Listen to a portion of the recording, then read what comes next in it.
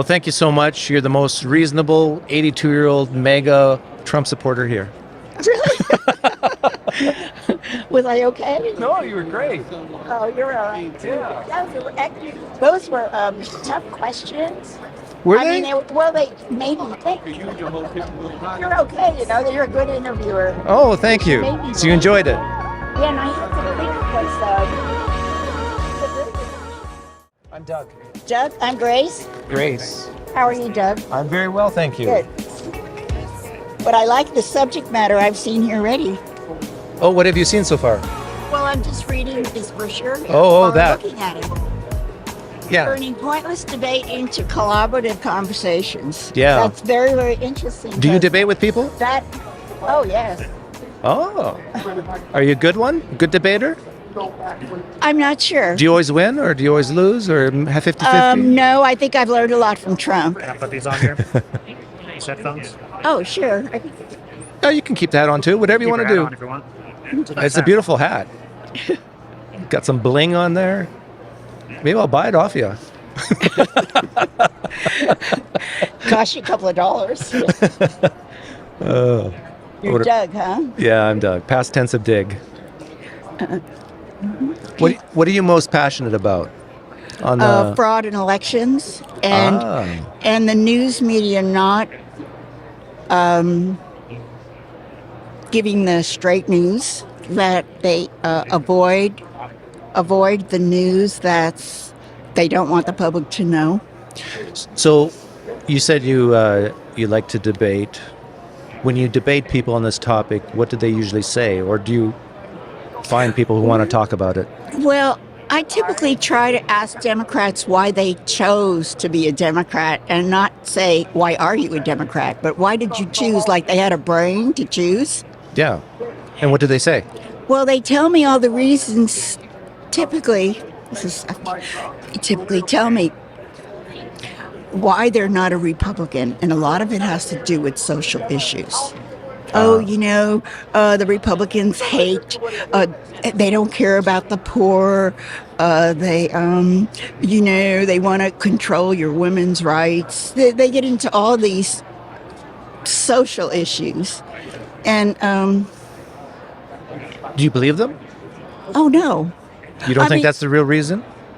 Well, they cannot tell me why they chose to be a Democrat or why they chose to be a leftist today. And there is a distinction in my mind. Okay, what's the distinction between a leftist and a Democrat? Well, I think a Democrat, I kind of think that they love America, and they don't know why they're a Democrat because their parents were, and they get, from the news media, they get all this garbage about the right, okay? And I don't even consider myself a Republican anymore, I consider myself a MAGA person, okay? And so they...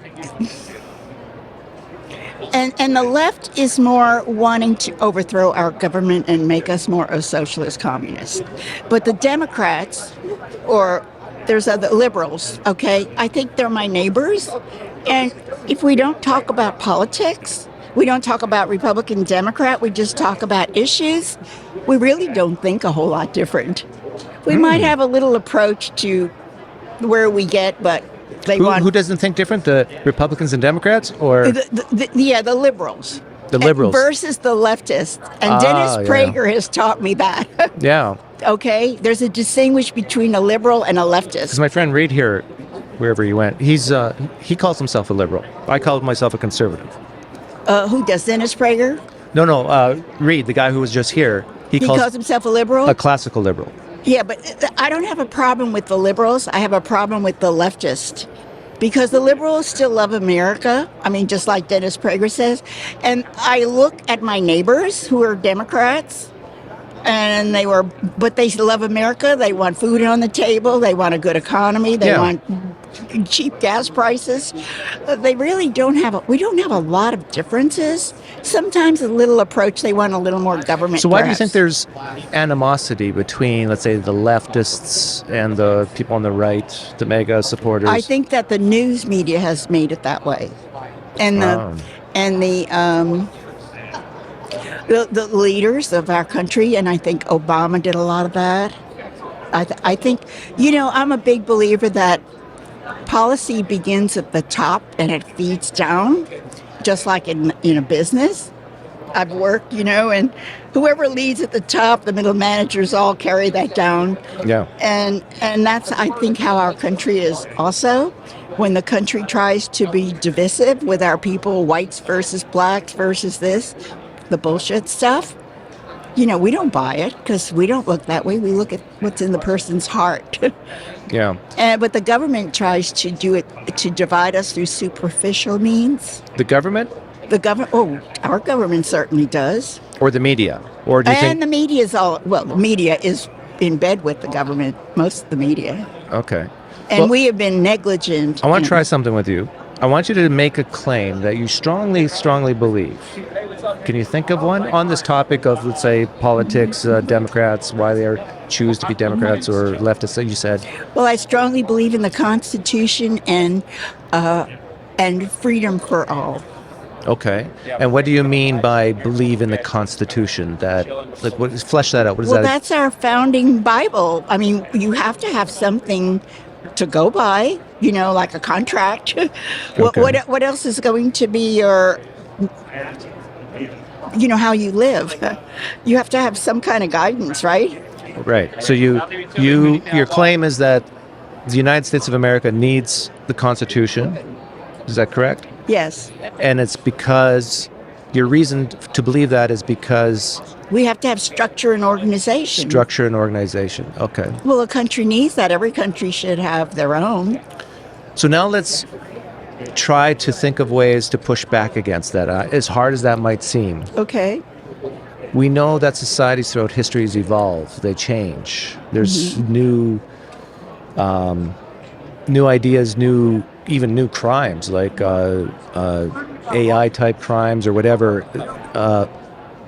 Do you think the Constitution could change for the time and place in society?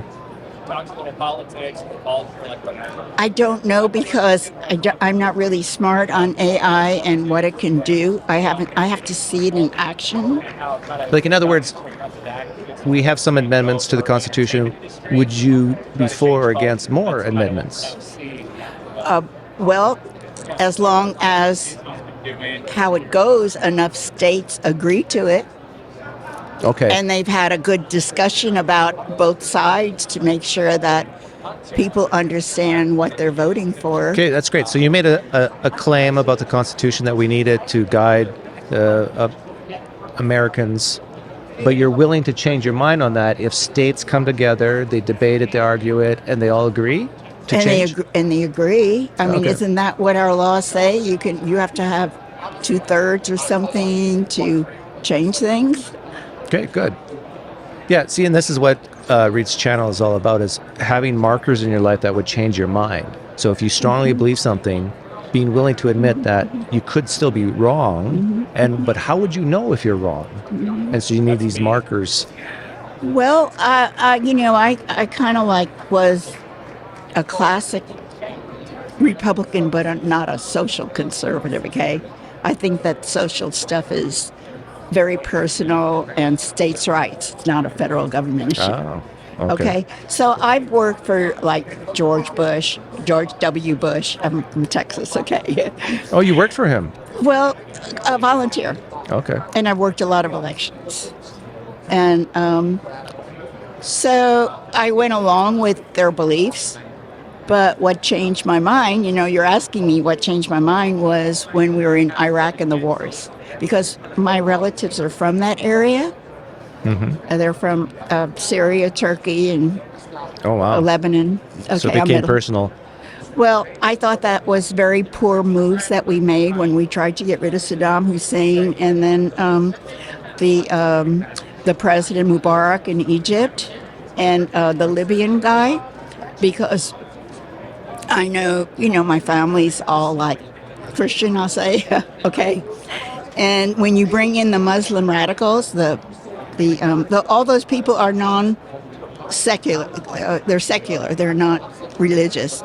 when you take them out, you bring the Muslim Brotherhood, which is anti-freedom, okay, comes in there, and they're worse. But we're not here to dictate and make the Middle East Democrat. They've been that way for thousands of years. Okay.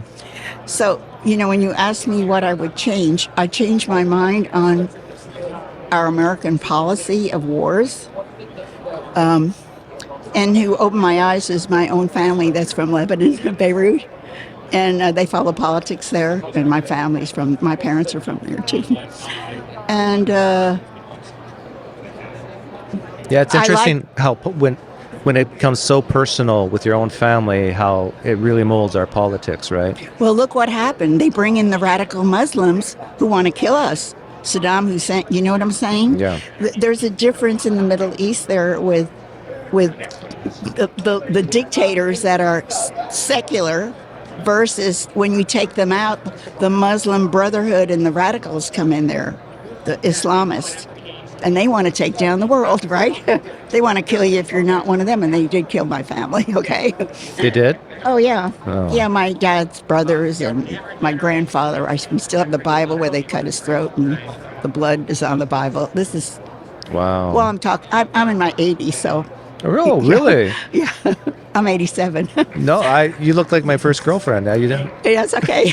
I haven't grown up yet. But I'm just saying that because my ancestors are a little further back than you might think. Okay. All right. So anyway, that's how I look at things. And I'm not for the Bushes and the Cheneys anymore. I think they had some very bad policy. You were asking me about change. And I really like the MAGA policy of trying to make peace. And, I think Trump made a lot of good inroads. This will be the last question. What does MAGA mean to you? Can you define it?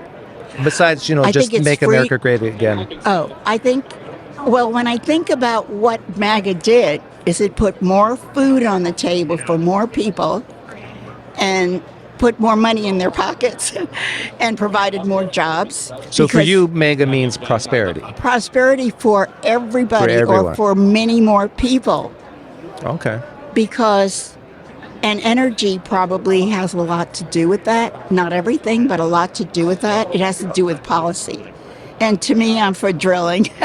And when we drill, and I'm from Texas, and California has a lot of energy also. Yeah. And I don't care what kind of energy, but you have to have a lot of energy to make the prices go down so every family could at least buy a house. I mean, when I was young, like I said, I'm 87. When I was young, I got married very young, and we could buy a house. Yeah, you could buy a house with the cash in your pocket. Yes, and you can buy a starter home. Yeah. And you could make payments and pay for the utilities, and we didn't have much money. We made like $3,000. We bought a car and a house, and we made payments. Today, our young people go to college, and they can't even afford to buy a house. They're living with their parents. Yeah. That is not what our country is about. That's what I call about, when you ask me about MAGA, it's to help more people be prosperous and put more food on the table, especially for the poor people too. You know what? I'm glad you're here, because this is probably going to go up on YouTube, at least some of it. And some people who call themselves leftists are going to hear someone wearing a Trump hat, a MAGA supporter, say what you just said, and they'll agree with you. It's crazy that so many young people can't even afford a starter home to get married, and it's almost like they have to move in with their in-laws or something to make ends meet. It should not be that way in the United States of America. Yeah. And I always ask young people, why did your ancestors come here? Because all of us have ancestors that came to this country. Except for the Native Americans. Except for the Native Americans. Well, maybe if you go back far enough, going across the Bering Strait there. And always remember why they came here, because that's why all these people, thousands, are coming in across the border, because they still think of why our relatives came here or our ancestors came here. And they came here for freedom. And I mean, that's what we talked about, is freedom to have a job, freedom to go to college, freedom to not go to college, freedom to say what you want. And especially, we should have an economy that helps the poor, because we want to bring the poor up. They want to keep the poor down sometimes with their economic You sound things. like a leftist. I do. But MAGA is not leftist, but MAGA is that way. That is what MAGA is about. This is the irony of why I said that. It's like a lot of the things, it's amazing how people put themselves in boxes and think they're against each other when really, most of the time, a lot of the time, they want the same things. Well, like I said, if you don't talk about party and you talk about ideas and policy, we really, most of the Democrats and I have neighbors, we agree on just about everything. Yeah. But we don't agree on who we vote for. I mean, isn't that interesting? Because the news media colors things and makes us look bad and makes them look good, which is just the opposite. I said I had one more question, but I lied. Here's my last question for you. What would it take for you to change your mind to vote Democrat this coming election? As a MAGA person. I might think about Robert Kennedy. I don't like some of his energy policies, green policies, but I think he loves America. And I think with a little bit of work, he might come around. So you would choose the most conservative Democrat. Leftist, yes. Yeah. And right now, Robert F. Kennedy is being shunned by not by the Democrats, but by the leftists. Okay, there's a difference. I don't have a problem with Democrats. I think they love America the way we do. Not the leftists, but the Democrats. They love America. They're my neighbors. I mean, they're your neighbors. We really don't think a lot different. But I don't like to, when you put D and R next to it, then the ire gets up there, and they don't really know why. I think you said it earlier, a lot of the differences between Democrats and, let's say, Republicans is the social issues, like abortion and... Yeah, and I'm not into those, and a lot of Republicans, my friends, are not into that. We think it's a states' rights issue, not a federal government issue, but they interject that in there just to make us divisive and for the votes. But I say you need to concentrate on policy, and policy is food on the table for everybody to have a better life, especially the poor. We don't want welfare. We want to provide jobs for the poor. I mean, seriously, why do you want to spend your money taken out of your pocket to give to somebody on welfare? There's no dignity to welfare. Yeah, I agree. You know, a person feels good when they earn a few dollars and they're able to earn a few more dollars with their own self-worth. And then you feel like a worthy human being that contributed to your society. And then you bring up children that way too. But when we just throw money at them, I don't think people appreciate being on welfare.